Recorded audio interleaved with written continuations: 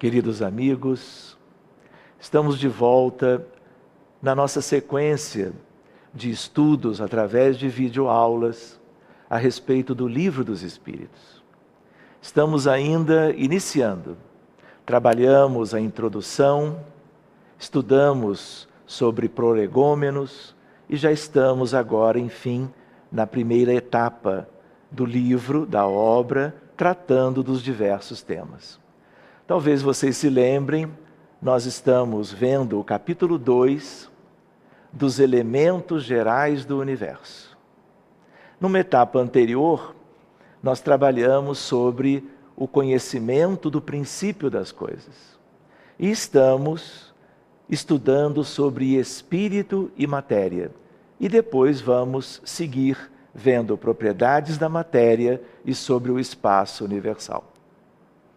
Nós convidamos vocês todos que estejam nos assistindo agora ou em outro momento qualquer, que possamos refletir, já que nós estamos trabalhando o livro mais importante e que, como vocês sabem, espíritas ou não, o livro que deu início a toda uma revolução do pensamento, trazendo a espiritualidade para nós, humanidade terrena, tudo aquilo que nós deveríamos conhecer de perto para acelerarmos o nosso processo evolutivo.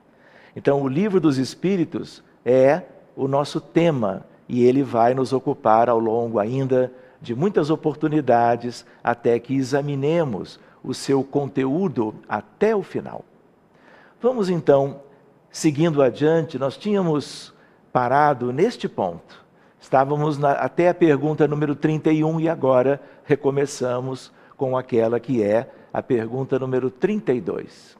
Ela diz: de acordo com o que vindes de dizer, os sabores, os odores, as cores, o som, as qualidades venenosas ou salutares dos corpos não passam de modificações de uma única substância primitiva? Essa é a pergunta do codificador. E a espiritualidade responde: sem dúvida, e que só existem devido à disposição dos órgãos destinados a percebê-las. Então, nessa pergunta e consequente resposta, nós vamos voltar a uma ideia, que é uma ideia que examinávamos antes, a respeito de que todos os elementos materiais, de alguma forma, eles tiveram a mesma origem em termos de um princípio, que uma vez se modificando, em termos de todas as suas possíveis variedades, foi dando ensejo a essa enorme diversidade de tudo aquilo que nós conhecemos na Terra, do ponto de vista material, e de tudo aquilo que conheceremos, vamos dizer assim, na vida, que é a vida que não é daqui, mas que tem a ver com o universo como um todo. André Luiz comenta no final da questão da seguinte maneira: a demonstração deste princípio se encontra no fato de que nem todos percebemos as qualidades dos corpos do mesmo modo. Enquanto que uma coisa agrada ao gosto de um, para o de outro é detestável. O que uns veem azul, outros podem ver vermelho. O que para uns é veneno, para outros é inofensivo ou salutar.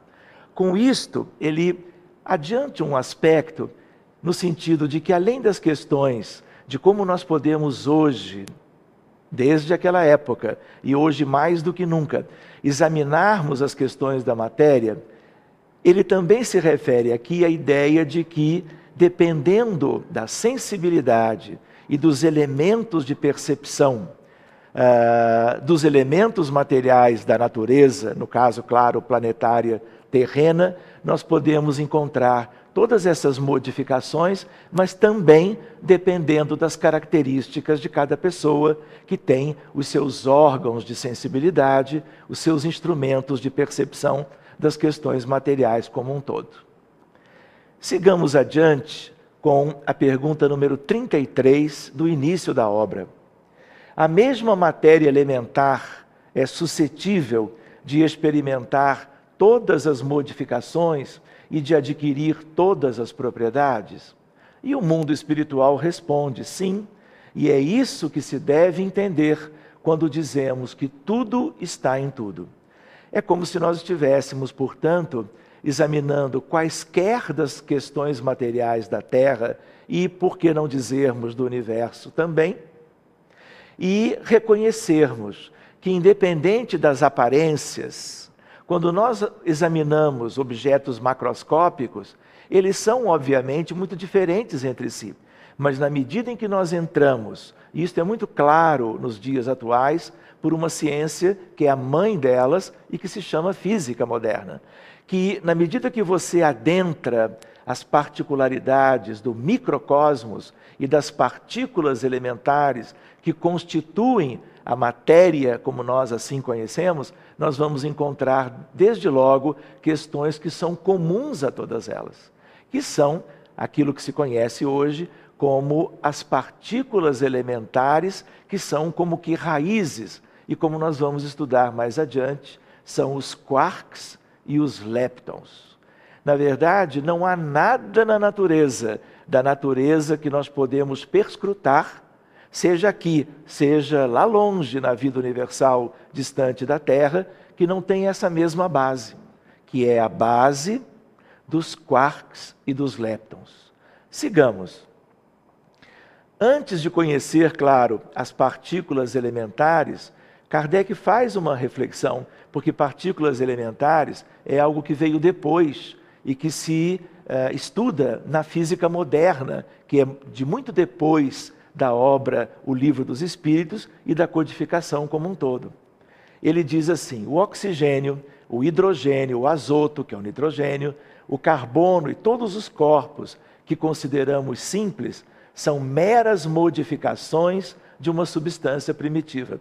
Como não se tinha ainda a divisão do átomo, porque se vivia o entendimento da atomística de Dalton, contemporâneo de Kardec, aliás, ele falava desses elementos químicos da tabela periódica.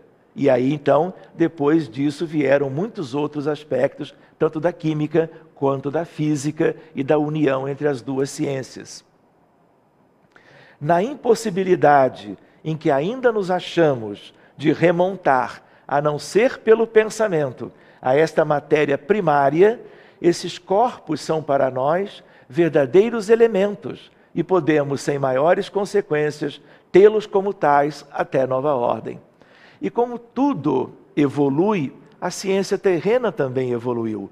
Então, se naquela época nós tínhamos, por assim dizer, uma ideia de elementos químicos, e até nem tínhamos todos, como já temos muito bem definidos hoje em dia, nós vamos perceber que aquilo que ele dizia que nós poderíamos alcançar naquela época, para os primeiros leitores dessa obra, a partir do pensamento, esses pensamentos quanto à substância primordial ou elementar, isso foi, na verdade, obtido a partir, vamos dizer assim, das conquistas da nova física, e aí nós chegamos a essa condição de termos a estruturação da matéria como um todo na ideia dos quarks e dos leptons.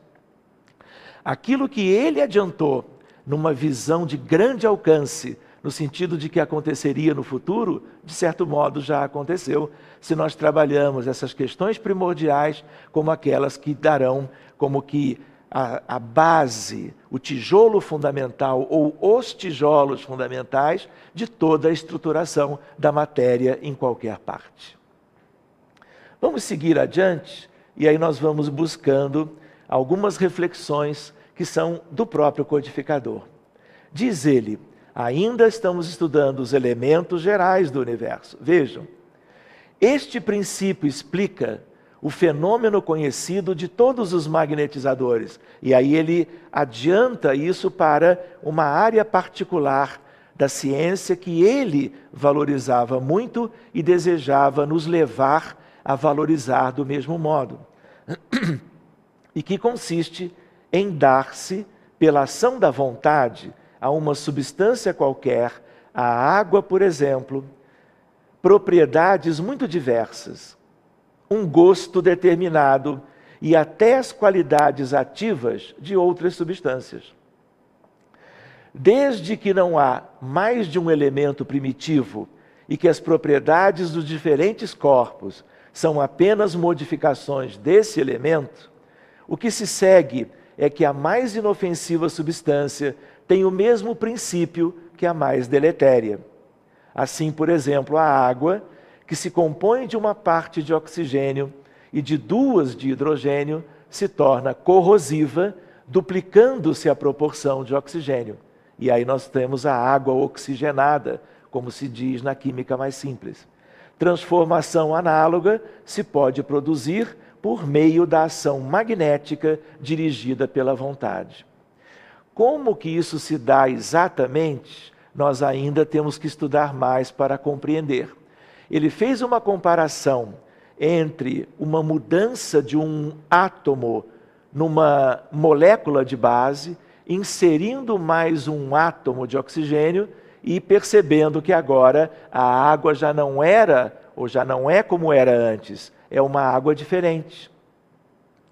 E ele compara isto com a ideia de que pela ação da vontade, por exemplo, nós podemos alterar propriedades físico-químicas da água e torná-la diferente. Como, por exemplo, nós sabemos que acontece a nível dos múltiplos centros espíritas ao redor do mundo, em que nós temos a chamada magnetização da água ou fluidificação dela mesma, para torná-la propriamente como que uma medicação para que possamos obter certo tipo de recomposição das nossas energias, recuperação das nossas questões quanto à saúde, seja ela uma saúde clínica, biológica, seja ela um conjunto de questões ligadas ao equilíbrio do nosso ser como todo, envolvendo as questões, por exemplo, do perispírito e da alma imortal, que é a composição